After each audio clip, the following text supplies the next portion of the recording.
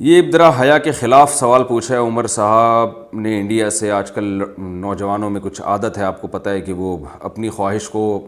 اپنے ہاتھ سے پوری کرتے ہیں، تو یہ پوچھ رہے ہیں کہ اس طرح سے غسل فرض ہوگا اور تنہائی میں گناہ کیا جاتا ہے، کیا یہ گناہ ہے؟ جی بالکل گناہ ہے، اور غسل بھی فرض ہوگا۔ اور قرآن مجید میں اللہ تعالیٰ کا ارشاد ہے الا علی ازواجہم او ما ملکت ایمانہم فانہم غیر ملومین،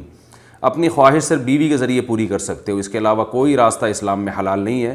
تو جتنے بھی طریقے ہیں اپنی خواہش کو پوری کرنے کے، سب حرام ہیں۔ رہا یہ مسئلہ کہ اس سے نجات کیسے پائیں، تو نجات پانے کے لیے سب سے پہلے تو جلدی نکاح ہے۔ دیر سے نکاح کی یہ آفتیں ہیں کہ اس طرف چلے جاتے ہیں۔ دوسرے اور بہت سارے اس کے طریقے ہیں جن سے اس سے بچا جا سکتا ہے۔ اپنے آپ کو آپ مصروف رکھیں، فارغ نہ بیٹھیں۔ فارغ دماغ جو ہے یہ شیطان کا گھر ہوتا ہے۔ پھر وہ اوقات دیکھیں جن پر خواہشات، یعنی کون سے اوقات ایسے جن میں یہ خواہش کا حملہ ہوتا ہے اور جس سے اس گناہ کی طرف توجہ جاتی ہے، تو ان اوقات میں کوئی مطالعہ کریں۔ جیسے آپ جب رات کو سونے کے لیے بستر پہ لیٹتے ہیں تو کوئی اچھی کتاب اپنے پاس رکھیں، اس کا اسٹڈی کرتے کرتے آپ سو جائیں، اور فحش فلموں سے اپنے آپ کو بچائیں، فحش لٹریچر سے بچائیں اپنے آپ کو، اور جم جایا کریں۔ ہم جب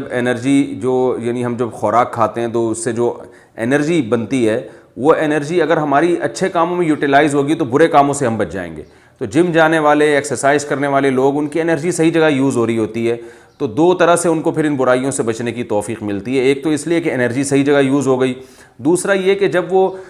فزیکل ایکٹیویٹیز میں اپنے آپ کو مصروف رکھتے ہیں تو ان میں ایک جذبہ پیدا ہوتا ہے، ہم نے اپنی باڈی کو بنانا ہے، تو ہر وہ کام جو باڈی کو خراب کر رہا ہو اس سے وہ بچتے ہیں۔ ظاہر اس عمل سے انسان کو نقصان ہوتا ہے، صحت برباد ہوتی ہے، تو وہ پھر باڈی بنانے کی فکر ان کو لگ جاتی ہے، تو وہ پان گٹکا اور یہ جو اس طرح کی فحش چیزیں ہیں ان سے خود بخود ایوائڈ کرنے کی ان کو ایک رغبت ہوتی ہے۔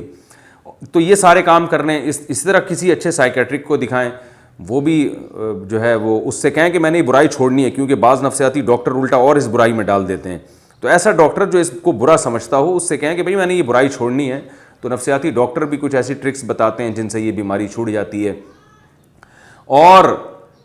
ایک کام تو لازمی کرنا ہے کہ جب بھی یہ برائی ہو فوراً کچھ سزا دیں اپنے آپ کو، ایک روزہ رکھیں یا 2 روزے رکھیں، یہ اپنے اوپر لازم کر لیں کہ جب بھی یہ مجھ سے برائی ہوگی تو میں 1 روزہ یا 2 روزے یا 3 روزے، جتنی اللہ نے استطاعت دی ہے، ایک اپنے اوپر فرض کر لیں۔ فرض کا مطلب یہ نہیں کہ قسم اٹھا لیں، کہ نیت کر لیں، عزم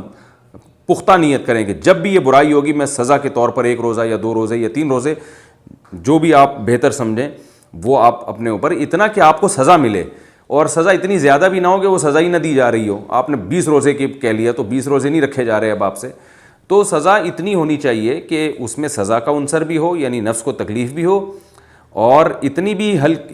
زیادہ سزا نہ ہو کہ سزا دینا ہی مشکل ہو جائے، تو درمیانی درجے کی سزا ہو، کچھ صدقہ خیرات بھی کیا جائے ہر دفعہ میں، اور پھر توبہ استغفار لازمی کی جائے، تو اس سے انشاءاللہ آہستہ آہستہ یہ گناہ چھوٹ جائے گا۔ اور پھر اس کوشش میں لگ جائے کہ چھوڑنا ہے۔ جب تک نہیں چھوٹتا تو مایوس نہ ہو، یہ نہ کہے یار یہ تو پھر مجھ سے دوبارہ ہو گیا، اب تو میں بس کرتا ہی رہوں گا، اب مجھ سے تو بچا جاتا نہیں ہے، یہ غلط ہے۔ ایک دفعہ ہو گیا، آپ توبہ کریں، اور جو میں نے آپ کو اعمال بتائے ہیں وہ اعمال آپ کریں، تو پھر اگر دوبارہ ہو جاتا ہے پھر توبہ کریں، پھر وہی اعمال کریں آپ، تو ایک دم سے یہ چیزیں نہیں چھوٹتی ہیں، آہستہ آہستہ ہی چھوٹتی ہیں۔ یہ تو بہت کم لوگ ہوتے ہیں جن میں اللہ نے حوصلہ دیا ہوتا ہے ایک دم سے سب کچھ چھوڑ دیں، لیکن آپ اگر ایک دم سے نہیں چھوڑ سکتے تو اس طریقے پر آپ چلیں گے جو میں آپ کو بتا رہا ہوں، تو آہستہ آہستہ انشاءاللہ یہ بیماری آپ سے چھوٹ جائے گی انشاءاللہ۔ اللہ تعالیٰ جتنے بھی نوجوان ان قسم کی برائیوں میں مبتلا ہیں، اللہ تعالیٰ ان سب کو بچنے کی توفیق عطا فرمائے، اور اللہ کا واسطہ ایسے لوگ نکاح میں جلدی کریں، کیونکہ اگر یہ نکاح نہیں کرتے نا تو آج یہ برائی کر رہے ہیں، کل اس سے آگے قدم جاتا ہے، پھر اس سے بڑی برائی کی طرف شیطان